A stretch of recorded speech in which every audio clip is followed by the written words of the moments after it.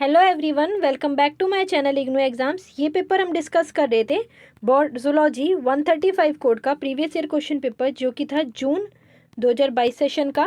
Last video में हमने question number 2 तक डिस्कस कर लिया था। जिस भी स्टूडेंट ने लास्ट वीडियो नहीं देखा है, मैं उसका लिंक डिस्क्रिप्शन में डाल दूंगी, आप लोग देख लीजिएगा। आज हमें क्वेश्चन नंबर 3 के साथ स्टार्ट करना था, तो चलिए स्टार्ट करते हैं। Question number 3, differentiate between the following pair of terms. इसमें हमें कुछ पेयर ऑफ टर्म्स दी गई हैं, उनके बीच में डिफरेंस लिखना है। और आपको पता है डिफरेंस हम ऐसे ही लिखेंगे, पहले एक लाइन खींचेंगे, कॉलम बनाएंगे। पहले हम लिखेंगे एलोस्टेरिक एंजाइम और आइसो एंजाइम। तो आइसो एंजाइम यहाँ एक डिफरेंस, फिर यहाँ एक डिफरेंस। ठीक है, स्टार्ट करते हैं। फर्स्ट टर्म है allosteric enzyme and iso enzymes. Allosteric enzyme और आइसो एंजाइम्स के बीच में डिफरेंस लिखना है। पहले हेडिंग डालेंगे हम, the difference between the allosteric enzyme and iso enzymes. First क्या है? Allosteric enzymes are enzymes that have an additional binding site called an allosteric site that can bind to a molecule and change the enzyme's activity. Allosteric enzymes कुछ type के enzymes होते हैं जिनके अंदर एक additional site होती है bind करने के लिए। जिस साइट को बोलते हैं एलोस्टेरिक साइट, जहाँ पे एंजाइम बाइंड कर सकता है। That can bind to the molecule, जहाँ पे एक मॉलिक्यूल बाइंड कर सकता है। चेंजेस द एंजाइम एक्टिविटी, जो साइट है एलोस्टेरिक साइट, वहाँ पे अगर कोई मॉलिक्यूल बाइंड करेगा तो वो एंजाइम की एक्टिविटी को चेंज कर देगा। This means that the enzymes activity can be regulated by the other molecule of the cell. इसका मतलब क्या है कि एंजाइम की जो एक्टिविटी है वो एक मॉलिक्यूल पे डिपेंड करेगी, सेल के जो भी मॉलिक्यूल उसके साथ बाइंड करेगा। On the other hand, isoenzymes are the enzymes that have the same function but are encoded by the different genes. जो आइसो एंजाइम्स होते हैं वो कुछ टाइप के एंजाइम्स होते हैं जिसमें सेम फंक्शन होता है, बट वो डिफरेंट टाइप के जीन्स के थ्रू एनकोडेड किए जाते हैं। फंक्शन सेम है बट वो एनकोड कर रहे हैं डिफरेंट टाइप के जीन्स के through. They can differ in the amino acid in their amino acid sequence but still catalyse by the same reaction. ये क्या है, इनका जो अमीनो एसिड सीक्वेंस होता है वो डिफर हो सकता है, बट जो कैटलाइज्ड होंगे ये वो एक ही रिएक्शन के थ्रू कैटलाइज्ड होंगे, सेम रिएक्शन के through. One of the key differences between these two type of enzymes is their regulation. इन दोनों के बीच का सबसे मेन डिफरेंस क्या है कि ये रेगुलेट कैसे हो रहे हैं, इनका रेगुलेशन कैसा है। Then allosteric enzyme can be regulated by the other molecule in the cell. जो एलोस्टेरिक एंजाइम था उसकी एलोस्टेरिक एक्स्ट्रा साइट थी जिसके साथ एक मॉलिक्यूल बाइंड कर रहा था, और वो मॉलिक्यूल के सेल के मॉलिक्यूल पे डिपेंड था कि वो एंजाइम क्या फंक्शन करेगा। तो यही इनका मेन डिफरेंस है कि रेगुलेट करेगा इसको molecule. Allosteric enzyme can be regulated by the other molecules in the cell, other molecule पे रेगुलेट कर रहा है। Where as isoenzymes are regulated by the genetic level, but जो आइसो एंजाइम्स हैं वो रेगुलेट होंगे जेनेटिक लेवल पर। ये इनका मेन डिफरेंस है। This means the allosteric enzyme can be respond quickly to the change in the cells environment. इसका मतलब क्या है कि जो एलोस्टेरिक एंजाइम है वो ज़्यादा जल्दी रिस्पॉन्स करेगा जब भी कोई एनवायरमेंटल चेंज होगा सेल्स के लिए, तो वो ज़्यादा जल्दी रिस्पॉन्स करेगा। While isoenzymes are slower to respond, जबकि जो आइसो एंजाइम्स हैं वो आइसोस्टेरिक एंजाइम के थ्रू मतलब कंपैरिजन में स्लो रिएक्ट करेंगे, रिस्पॉन्स करेंगे। Another difference is their distribution in the body. Second difference क्या है कि इनका डिस्ट्रीब्यूशन कैसा है बॉडी के अंदर। Allosteric enzymes are often found in specific tissue और ऑर्गन्स। जो एलोस्टेरिक एंजाइम है वो ज़्यादातर स्पेसिफिक टिश्यू या ऑर्गन्स में पाए जाते हैं, जबकि isoenzymes are found throughout the body. जो आइसो एंजाइम्स होते हैं वो पूरी बॉडी के अंदर पाए जाते हैं। This makes isoenzymes useful as diagnostic makers for certain disease and condition. ये क्या करता है, ये आइसो एंजाइम्स को यूजफुल बना देता है ताकि कोई भी डायग्नोस्टिक जो भी डायग्नोस करेगा बाहर से हेल्थ केयर, वो किसी भी डिसीज़ या कंडीशन को ईजिली डायग्नोस कर सके, क्योंकि ये throughout the body present है। In terms of their structure, अगर इनका स्ट्रक्चर देखा जाए तो इनका डिफरेंस क्या है? Allosteric enzymes have 2 or more subunit that can change the shape when a molecule bind to the allosteric site. जो एलोस्टेरिक एंजाइम होता है उसके पास 2 या 2 से ज़्यादा सब यूनिट्स होती हैं जो कि उनकी शेप को चेंज कर देती है अगर उनके साथ कोई भी मॉलिक्यूल बाइंड करता है उनकी एलोस्टेरिक साइट पर, तो उनकी शेप चेंज हो जाती है। This changes the enzymes activity, जो ये इसकी शेप चेंज हुई है वो क्या करता है कि जो एंजाइम की एक्टिविटी है, जो मॉलिक्यूल बाइंड हुआ है, मॉलिक्यूल पे डिपेंड है उसकी एक्टिविटी, तो वो चेंज हो जाता है एंजाइम की activity. Isoenzymes on the other hand have the similar structure to each other but may have differ slightly in the amino acid sequence. जबकि जो आइसो एंजाइम्स होते हैं उनका जो स्ट्रक्चर होता है वो सेम होता है, बट उसमें सिर्फ जो अमीनो एसिड का सीक्वेंस होता है वो थोड़ा सा डिफरेंट हो सकता है, बट स्ट्रक्चर सेम है। तो ये इन दोनों के बीच का डिफरेंस हो गया। सेकेंड है हमारे पास ग्लाइकोजेनेसिस और ग्लाइकोजेनोलेसिस। सेम लग रहे हैं सुनने में, बट ये है ग्लाइकोजेनेसिस और ग्लाइकोजेनोलेसिस। इन दोनों के बीच में डिफरेंस लिखना है। The difference between glycogenesis and glycogenolysis are: glycogenesis is the process of creating glucogen from glucose। जो ग्लाइकोजेनेसिस होता है वो एक टाइप का प्रोसेस है जिसमें ग्लूकोजन बन रहा है ग्लूकोज के थ्रू। ग्लूकोज से ग्लूकोजन बनने के प्रोसेस को बोलते हैं glycogenesis. Basically when we eat carbohydrate our body breaks them down into glucose which is then stored in our liver and muscles as glucogen। Basically क्या है इस प्रोसेस में कि जब भी हम खाना खाते हैं, जैसे कि हमने कार्बोहाइड्रेट खाया, तो वो कार्बोहाइड्रेट को बॉडी क्या करती है, ब्रेक कर देती है ग्लूकोज के अंदर। कार्बोहाइड्रेट ब्रेक हो गया ग्लूकोज के अंदर। ग्लूकोज क्या है, ग्लूकोज जाकर लिवर में या मसल्स में स्टोर हो जाएगा। किस फॉर्म में? ग्लूकोजन फॉर्म में। ग्लूकोजन फॉर्म में। This stored glycogen can then be use for the energy later when we needed. जो ग्लूकोजन हमारी बॉडी में स्टोर हुआ है लीवर में या फिर हमारी मसल्स में, वो स्टोर्ड रहता है एनर्जी के फॉर्म में। जब भी हमें एनर्जी की ज़रूरत होती है तब हम उसको यूज़ कर सकते हैं, हमारी बॉडी यूज़ कर लेती है उसे। This occurs when there is an exercise of glucose in the body typically after a meal। ये क्या है, जब हमें एक्सेस ग्लूकोज हो जाता है बॉडी में तो हमारा बॉडी जब भी एक्सेस ग्लूकोज हो जाता है बॉडी के अंदर, कब होता है एक्सेस ग्लूकोज? जब भी हम खाना खा लेते हैं तो वो स्टोर हो जाता है, इसीलिए, क्योंकि उस टाइम पे उतनी ज़रूरत नहीं है। Insulin promoters glycogenesis by stimulating the liver and muscles to take up glucose and convert into the glycogen। जो इंसुलिन प्रमोटर्स होते हैं ग्लाइकोजेनेसिस में, वो स्टिमुलेट करते हैं लिवर और मसल्स को ताकि वो जो ग्लूकोज कन्वर्ट हुआ है वो कन्वर्ट हो जाए ग्लूकोज ग्लाइकोजन के अंदर। इंसुलिन एक महत्वपूर्ण रोल अदा कर रही है इसमें। इंसुलिन का बहुत बड़ा रोल है ताकि ये कन्वर्ट हो जाए ग्लूकोजन में।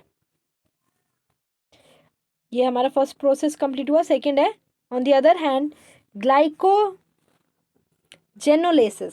ग्लाइकोजेनोलेसिस is the process by breaking down glycogen into glucose.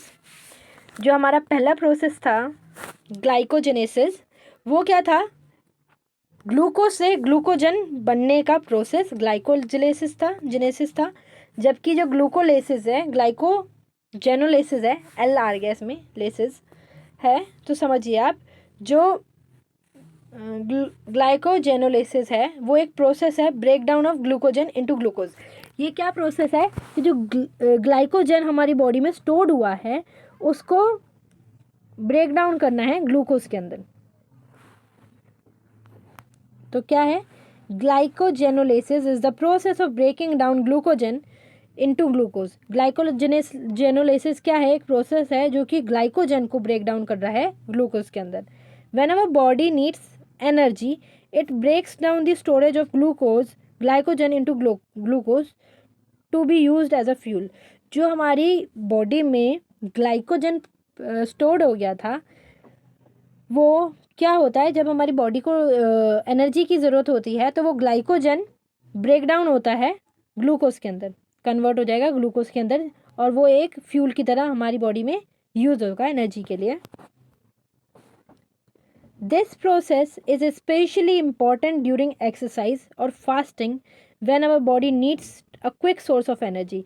ये प्रोसेस इम्पॉर्टेंट है जब जब हमारी बॉडी में क्विक एनर्जी चाहिए, जब जैसे कि एक्सरसाइज के टाइम पर और जब हम फास्ट रखते हैं, व्रत रखते हैं तब।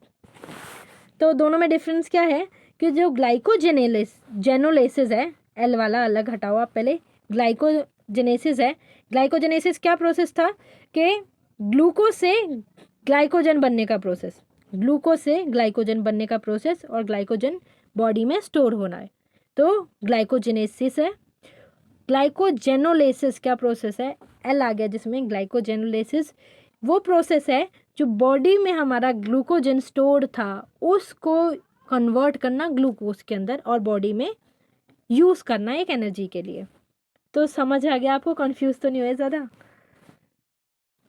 This process occur when blood sugar level drops and the bodies need energy. जो ग्लाइकोजेनोलेसिस प्रोसेस है ये कब होता है, जब हमारी बॉडी का ग्लूकोज लेवल कम हो जाता है और जब हमारी बॉडी को एनर्जी लेवल बढ़ाना होता है या एनर्जी की ज़रूरत होती है, तब ये प्रोसेस काम आता है। तो glucagon promotes glycogenolysis by stimulating the liver to break down the glycogen into glucose. तो ग्लाइकोजेनोलेसिस को कौन प्रमोट कर रहा है, ग्लूकागन। ग्लूकागन प्रमोट करता है ग्लाइकोजेनोलेसिस को, ताकि जो ग्लाइकोजन हमारी बॉडी में प्रेजेंट है वो ग्लूकोज में ब्रेक डाउन हो और हमारी बॉडी को एनर्जी मिल सके। और जो ग्लाइकोजेनेसिस था वो कौन प्रमोट करता था, वो करता था इंसुलिन। तो ये दोनों के डिफरेंस थे। थोड़ा कंफ्यूजिंग है, कंफ्यूजिंग इसलिए क्योंकि दोनों के नाम थोड़े सिमिलर हैं, बाकी ज़्यादा कंफ्यूजन वाला सिस्टम नहीं है इसमें। क्वेश्चन नंबर 4 है, explain the composition of blood. Blood की कंपोजिशन को एक्सप्लेन करना है कि ब्लड कौन कौन से चीज़ों से मिलकर बना हुआ है। द कंपोजिशन ऑफ ब्लड, पहले हम हेडिंग डालेंगे, blood is a vital fluid that circulate throughout our body delivering oxygen and nutrition to our cells and removing waste product. सबसे पहले हम एक्सप्लेन करेंगे कि ब्लड है क्या। ब्लड क्या है, ब्लड एक टाइप का वाइटल फ्लूइड है जो कि सर्कुलेट करता है बॉडी के अंदर, पूरी बॉडी के अंदर सर्कुलेट कर रहा है ब्लड, और ये क्या करता है, डिलीवर करता है बॉडी के अंदर ऑक्सीजन को और न्यूट्रिशन को एक एक सेल के लिए, एक एक सेल तक ऑक्सीजन पहुंचाता है और न्यूट्रिशन पहुंचाता है ब्लड, और रिमूव करता है वेस्ट प्रोडक्ट को। तो ब्लड क्या है, ब्लड एक टाइप का वाइटल फ्लूइड है जो कि सर्कुलेट करता है पूरी बॉडी के अंदर और डिलीवर करता है ऑक्सीजन और न्यूट्रिशन को एक एक सेल के लिए और रिमूव करता है कोई भी वेस्ट प्रोडक्ट बॉडी से। अब इसके कंपोनेंट देखते हैं। Firstly, blood is made up of plasma.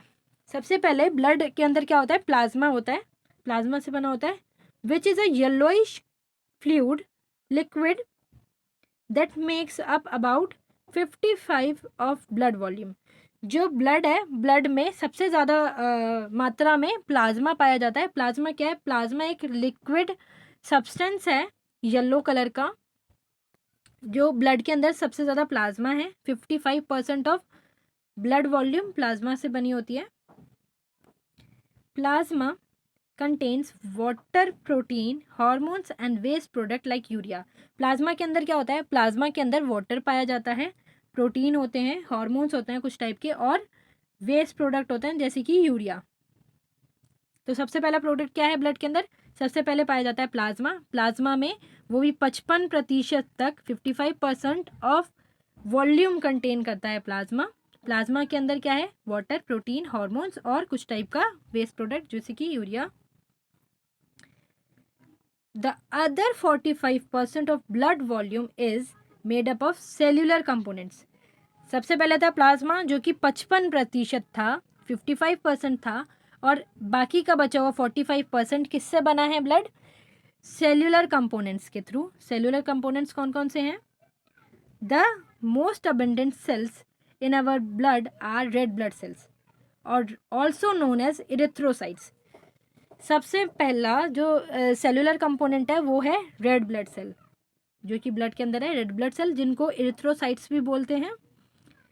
These cells contain hemoglobin, a protein that bind to the oxygen and allows it to be transport throughout the body. जो red blood sales होते हैं, red blood sales के अंदर क्या होता है? Haemoglobin होता है। हीमोग्लोबिन एक टाइप का प्रोटीन है जो कि क्या बाइंड करता है? बाइंड करता है ये ऑक्सीजन को और अलाउ करता है कि पूरी बॉडी के अंदर ये ऑक्सीजन को ट्रांसपोर्ट कर सके। तो ऑक्सीजन का ट्रांसपोर्ट करने का काम किसका है? हीमोग्लोबिन का। हीमोग्लोबिन किसके अंदर पाया जा रहा है? रेड ब्लड सेल के अंदर। हीमोग्लोबिन क्या है? एक टाइप का प्रोटीन है। रेड ब्लड सेल को इरिथ्रोसाइट्स भी बोलते हैं। Next up are white blood cells और ल्यूकोसाइट्स। सेकेंड टाइप का सेल्स क्या है? वाइट ब्लड सेल्स, और वाइट ब्लड सेल्स को ल्यूकोसाइट्स भी बोलते हैं। These cells plays a crucial role in our immune system by fighting off infections और फॉरेन इन्वेडर्स। जो सेकेंड टाइप के सेल्यूलर कंपोनेंट है वो है वाइट ब्लड सेल्स, जो कि ल्यूकोसाइट भी बोलते हैं इन्हें, और ये एक इम्पॉर्टेंट रोल प्ले करता है हमारे इम्यून सिस्टम के अंदर। ये क्या करता है? ये फाइट करता है इन्फेक्शन के थ्रू, इन्फेक्शन से लड़ता है अगर कोई भी फॉरेन बॉडी इन्वेडर हमारी बॉडी के अंदर एंटर करता है तो। Lastly we have platelets. Last में क्या है? जो ब्लड बना हुआ है, प्लेटलेट। प्लेटलेट भी होता है ब्लड के अंदर। Platelet which are small cell fragment that help with the blood clotting. जो प्लेटलेट होते हैं वो स्मॉलर सेल फ्रेगमेंट होते हैं। उनका काम क्या होता है? ब्लड क्लॉटिंग का। प्लेटलेट का काम है ब्लड क्लॉटिंग। अगर ब्लड बह रहा है तो ब्लड को क्लॉट करने का काम करता है platelet. Without platelet even a small cut could lead to a excessive bleeding. अगर प्लेटलेट कम है किसी की बॉडी में या प्लेटलेट हैं ही नहीं, तो अगर किसी पर्सन को छोटा सा भी कट लगेगा ना, तो ब्लीडिंग उसकी रुक नहीं पाएगी, वो एक्सेसिव ब्लीडिंग में बदल जाएगी। So there we have 4 main components of blood. तो हमारे पास क्या है? 4 मेन कंपोनेंट हैं जिनसे मिलकर ब्लड बना हुआ है। पहला है प्लाज्मा, जिसका 55% ऑफ वॉल्यूम क्रिएट करता है प्लाज्मा। बाकी 45% होता है red blood sales, white blood sales and platelet. Total 55% होता है प्लाज्मा और 45% कन्वर्ट करते हैं रेड ब्लड सेल में और वाइट ब्लड सेल और प्लेटलेट में। Each component plays a unique role in keeping us healthy and functioning properly. हर एक कंपोनेंट का एक यूनिक रोल होता है ताकि हम हेल्दी हो सकें और हमारी बॉडी प्रॉपर काम कर सके। तो ये था कि ब्लड कौन कौन से कंपोनेंट से मिलके बना हुआ है।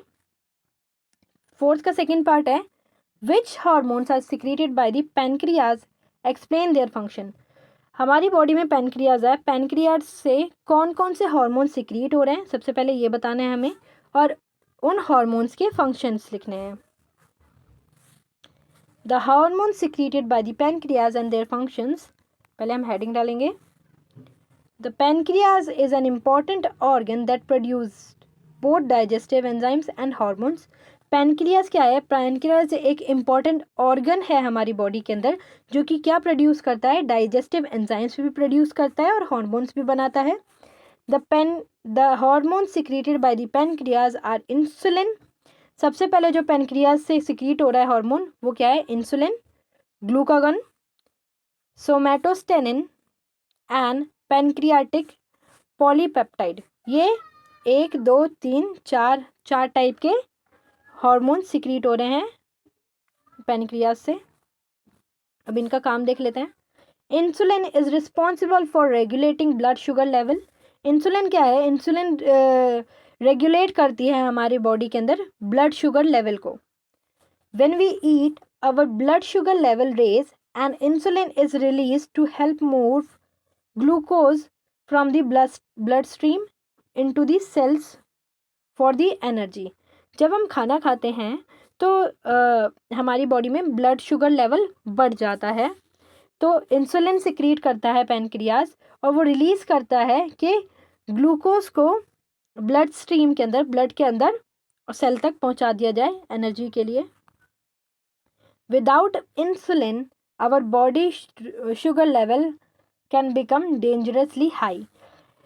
अगर हमारी बॉडी में इंसुलिन नहीं होगा तो हमारी बॉडी में शुगर लेवल डेंजरसली बढ़ जाएगा, क्योंकि इंसुलिन का काम क्या है, वो शुगर लेवल को मेंटेन करके रख रहा है।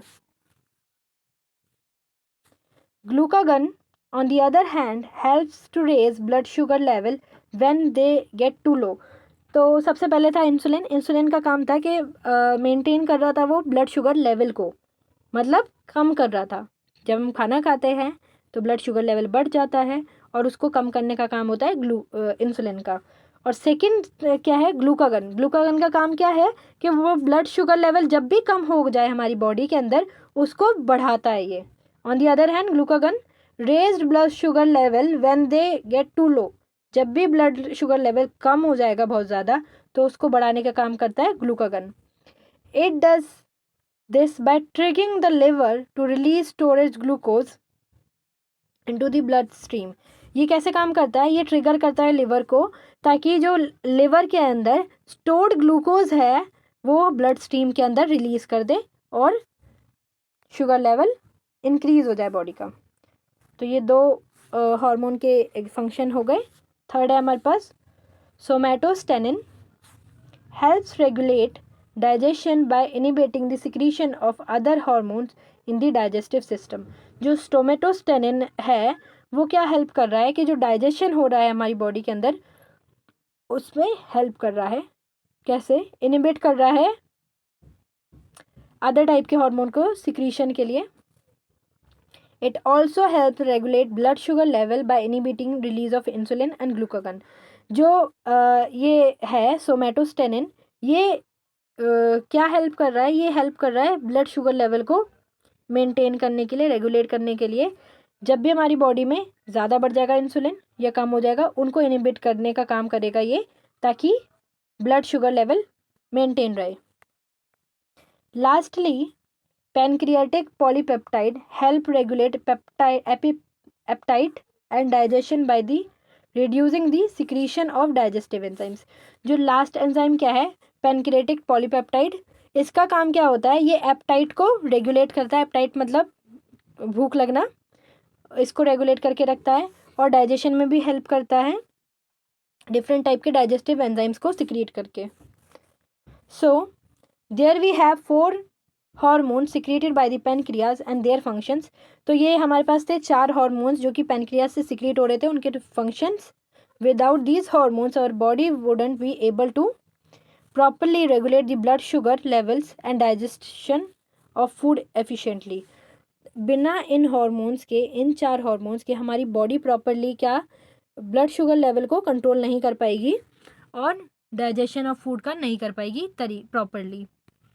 तो ये हमारा क्वेश्चन नंबर 4 तक कंप्लीट हुआ। क्वेश्चन नंबर 5 से हम नेक्स्ट वीडियो में स्टार्ट करेंगे, वरना बहुत लेंथी वीडियो होगा ये। तो मिलते हैं नेक्स्ट वीडियो में। Thank you.